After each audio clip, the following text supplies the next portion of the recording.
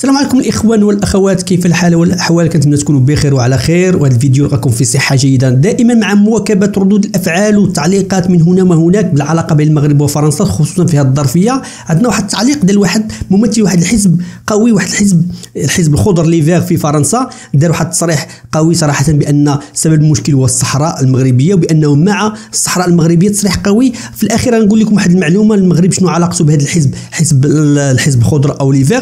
في الجزء الثاني كاين واحد تصريح قوي لواحد المحلل وسياسي، نقدروا نقولوا هادشي قديم، انتقد ماكرون وانتقد السياسه ديالو، واكد في التصريح ديالو بانه كاين جزء كبير من الصحراء الجزائريه اللي كانت سميتو الصحراء هي اصلا مغربيه بالشار تندوف، وعطى القصه الكامله، لانه المذيع بدا كيتكلم معاه شنو السبب هذا الصراع بين المغرب والجزائر وشنو دخل فرنسا، وجبد لي القصه كامله زعما عنده ما يقول. بطبيعه الحال خلينا نشوف الفيديو من الاول حتى الاخير، تقبل معنا الترجمه على قد الحال. بطبيعه الحال كنتي اول مره ديرنا واحد لايك واشتراك، شكرا بزاف الناس اللي كيديروا لايك قبل ما يسال الفيديو. ونتلاقاو في الاخير نقول لك شنو علاقه هذا الحزب الخضر بالمغرب في اخر الفيديو. Parlons du Maroc avant de revenir sur les sujets franco-français. Parlons du Maroc. Est-ce que la France doit reconnaître que le Sahara occidental appartient au Maroc? Écoutez, bon, je veux d'abord redire à votre antenne que on est vraiment tous extrêmement frappés de ce qui s'est passé au Maroc. Redire ma solidarité au peuple marocain. On a tous des amis qui ont des origines dans ce pays. Une importante communauté franco-marocaine dans votre circonscription du Val d'Oise. Et donc, je vois à quel point les gens sont frappés et à quel point finalement ils organisent la solidarité. Maintenant, comment on en est arrivé là? Comment on peut en arriver à ce que ce pays ami depuis des décennies, depuis des siècles, dise à la France non, on va se passer de vous? Eh bien, écoutez, Monsieur Macron, tout à son obsession de plaire à l'Algérie, tout à son obsession de vouloir être le président de la République qui finalement arrive à réconcilier la France avec l'Algérie, à trancher. Il a tort. Je ne dis pas qu'il a réconcilier la France et l'Algérie. Je ne dis pas qu'il a tort. Je dis simplement qu'à vouloir être obsédé par celui qui marquera l'histoire là-dessus, il nous a fâchés avec le Maroc pour aucun résultat avec l'Algérie. Moi, je fais partie de ceux, je n'ai pas peur de le dire, qui disent qu'effectivement sur la colonisation et autres, il faut être très clair, il faut dire que la France a commis des crimes et il faut dire aux Algériens, voilà, on l'a fait, maintenant, qu'est-ce qu'on fait demain ensemble? En revanche, si c'est courir après l'Algérie et pour leur plaire, sur la question du Sahara occidental par exemple, refuser de reconnaître ce que tout le monde a dit, Pedro Sanchez, la gauche espagnole, tous les pays européens y viennent, que le Sahara occidental, il n'y a pas d'autre avenir pour lui que dans le cadre de la souveraineté marocaine, en étant certes une région... Le Sahara occidental est marocain pour vous? Oui, il faut leur prévoir un statut d'autonomie. Oui, mais il faut prévoir un statut d'autonomie pour cette région. Comme la Corse en France, elle est française, mais elle a son statut d'autonomie. On respecte évidemment l'autonomie des Corses. Eh bien, il faut avancer pour une solution de ce type-là au Sahara occidental. Il faut mettre fin à cette politique de gel des visas qui est humiliante. Il faut arrêter de dire qu'on va conditionner l'aide au développement au Maroc avec les retours d'illégaux. Tout ça, c'est quelque chose qui est en train de nous conduire à briser notre relation avec le Maroc, et c'est absolument terrible pour la Suisse. Puisque vous parlez de visa, gel de visa pour les habitants du Niger, pour les Nigériens. Emmanuel Macron est en quelque sorte en froid, même s'il ne l'affiche pas vraiment avec le roi du Maroc, sur la question du Sahara occidental. En fait, le roi du Maroc explique clairement à Emmanuel Macron que l'aide humanitaire promise est bien gentille, mais qu'il y a des questions plus importantes, comme celle du Sahara et de l'Algérie. Sur le Sahara marocain, le Maroc est très ferme, parce qu'il y a 100% des Marocains qui sont pour leur Sahara. La France a découpé les frontières au profit de l'Algérie dans les années 50, 60, en espérant rester là toujours. Bien entendu, nous ne sommes pas restés là toujours, il fallait rester, ou alors il fallait partir, mais dans d'autres conditions. Et il fallait surtout pas découper les frontières. Le roi Mohamed V avait l'accord le grand-père donc de l'actuel roi avait l'accord du GPRA, le gouvernement provisoire de la République algérienne, comme il disait, pour renégocier les frontières. Et je pense que le GPRA était d'accord pour lui rétrocéder une partie des territoires qui... Alors, il faut bien voir que Béchar, Tindouf et tout ça étaient des villes marocaines. Je pense que il y a des cartes postales qui montrent d'ailleurs la poste royale de Tindouf, la poste royale de Béchar. Ce sont des faits acquis.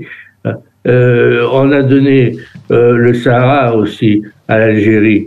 L'Algérie qui n'était pas pays pétrolier, qui n'a pas l'être, et qui d'ailleurs l'est mauvaisement, puisque l'Algérie nous fait du chantage sur le gaz, par exemple. Et est-ce que vous pouvez réexpliquer un peu cette tension entre le Maroc et l'Algérie qui brouille les relations, ou du moins dont pour le moins les relations de la France ne sont pas claires par rapport à l'Algérie et le Maroc. Mais alors, quels sont les points de fracture clairement entre le Maroc et l'Algérie? Il n'y a pas de point de fracture. Il ne devrait pas y en avoir. Il y a le rêve de Boumedienne qui a créé de toutes pièces l'affaire du séparatisme au Sahara marocain.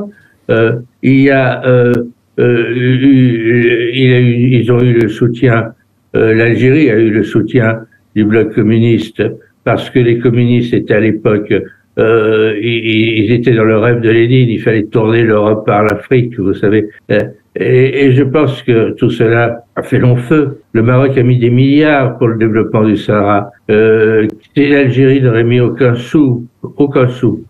Le régime algérien est ultra corrompu. Le Maroc il a développé ces régions et au profit des populations. Je pense que il y a bien entendu l'argent algérien qui circule. On l'a vu avec des musiques, par exemple, lors du drame des musiques, où on a trouvé, où la sécurité marocaine a retrouvé de l'argent algérien et de l'argent qui venait d'Algérie probablement, enfin même à coup sûr.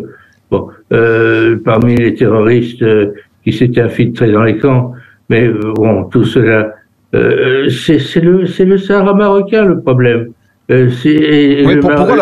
Pourquoi la France refuse de reconnaître le Sahara occidental comme appartenant au Maroc? Quelles sont les raisons à cela? Je pense d'abord il y a l'entourage de Macron. Macron est un homme il se prend pour le général de Gaulle, mais il n'est pas le général de Gaulle. Ça ne date pas que de Macron, non? Il est l'héritier de Mitterrand et de Monsieur Hollande, dont il a été le chef de cabinet à l'Élysée et dont il a été le ministre. Il faut pas l'oublier. Monsieur Macron n'est pas un homme de droite. Monsieur Macron est un homme de gauche et c'est un homme qui n'aime pas la France et qui n'aime pas les Français parce que il a travaillé chez Rothschild et il a fait 11 milliards chez Rothschild. Et ces milliards ont disparu. Alors on va revenir sur... Il nous dit, monsieur Macron nous dit, oui, j'étais mauvais gestionnaire. S'il était mauvais gestionnaire, il n'a pas dirigé la France. Mais ce n'est pas ça. C'est un menteur. C'est que l'argent est aux Caraïbes. Il est dans les paradis fiscaux et puis voilà. Alors, Monsieur Saint-Pro, on va reprendre le sujet de départ.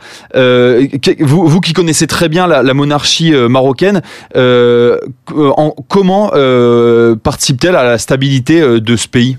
Elle y participe pleinement. D'abord, le Maroc, c'est la solidarité et elle s'exprime par les dons du sang. Il y a des files d'attente incroyables pour donner son sang.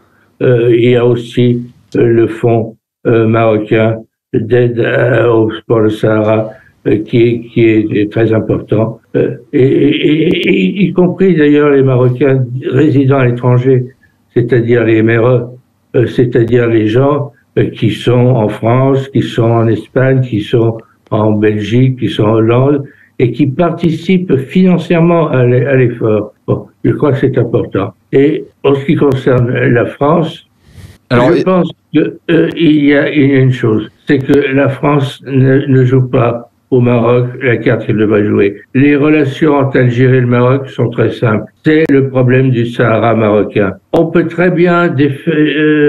on a eu d'excellentes relations avec le Maroc qui pensait que le parapluie français serait éternel. Bon, ils s'aperçoivent avec dépit que ce n'est pas le cas. Et bien entendu, comme la nature a horreur du vide, ce sont les Américains, ce sont les Israéliens, ce sont d'autres qui prennent la place. Bon. Et puis, il faut quand même bien le voir, c'est que nos amis anglais et que nos amis, entre guillemets, américains, veulent démolir la langue française au Maroc. Il y a tout un système. Le français est encore assez enseigné dans les écoles marocaines. Oui, tout à fait, mais de moins en moins, hélas. Et il y a de plus en plus de la manie de l'anglais, vous savez. 10 ans après ou 20 ans après la France, ils ont la même manie que nous, les Marocains, hélas. Et vous savez, ça fait très chic de parler anglais, tandis que parler français, ça fait peu pauvre. Mais le peuple parle français, et je pense que c'est pas... Et il parle arabe, bien entendu, c'est sa langue maternelle, c'est sa langue, c'est sa langue. Mais je pense que l'anglais, ils auront du mal à remplacer l'anglais par le français. Est-ce que la situation économique et administrative du Maroc lui permettra de sortir de cette crise sans trop de difficultés ou difficilement? La crise, il s'agit de reconstruire, donc ça coûte de l'argent. C'est un problème d'argent pour le Maroc. Le Maroc n'a pas les moyens d'autres monarchies, pétromonarchies ou même de l'Algérie. Donc le Maroc, il a un problème financier, mais c'est tout. Autrement, ils ont les techniciens, ils ont les cadres, ils ont les gens qui sont prêts à aller chercher les victimes. Ils ont un service militaire, une armée. Dans vous savez qu'au Maroc, il n'y a pas de ministre de la Défense, parce que c'est le roi qui est le chef des armées, mais le chef effectif des armées, ce qui est tout à fait normal. Très bien. Eh bien, cette armée se mobilise pleinement elle a l'habitude. Elle a l'habitude parce qu'il y a eu Agadir, bien entendu, mais il y a aussi à l'extérieur. Et à l'extérieur, à la montée des hôpitaux militaires à Gaza, en Turquie, lors du tremblement de terre horrible qui a eu lieu en Turquie, etc., etc. Donc l'armée est tout à fait à la disposition. يعني كما شفتوا الاخوان يعني كما قالوا كبرها الصغار بهذه العلاقه التوتر ما بين المغرب وفرنسا بسبب فعلا الصحراء المغربيه وهذه الاقوال كلشي دابا غادي يهضر وشنو السبب الصحراء المغربيه وشنو السبب ديالها ومن الصحراء المغربيه غيجبدوا الصحراء الشرقيه وشنو السبب اصلا بين الصراع ما بين المغرب والجزائر وشنو دخل فرنسا. يعني كل مره الناس كيزيدوا يفهموا ويزيدوا يعرفوا. بالنسبه لعلاقه حزب او لي فيغ بالمغرب انه في المغرب ما كانش عندنا الحزب ولكن مؤخرا تنشا واحد الحزب كان سميتو حزب الحب وتحول ولا حزب الخضر وربما واش هادشي غيكون عنده علاقه بحزب الخضر لي فيغ في فرنسا واش غيكون تنسيق بيناتهم واش المغرب حتى هو غيبدا ياثر على الاحزاب في فرنسا. عطينا الراي ديالك واش هاد المعلومه كنتي عارفها ولا ما كنتي عارفاش. حزب الخضر كاين في المغرب وحتى هو عنده علاقه بالحزب الخضر اللي كاين لي فيغ راه معروفين اللي كاين في فرنسا. وشنو بان لك في التعليق ديال داك السياسي الكبير القديم باين فيه قديم شنو بان لك في التعليق ديالو حول المشكل الاصلي ما بين المغرب والجزائر؟ الراي ديالك مهم، تعليقاتكم كامله رائعه ورائعه جدا، كتعطينا افكار، كتعطينا اقتراحات. الى اللقاء فيديو اخر ان شاء الله. تهلاو.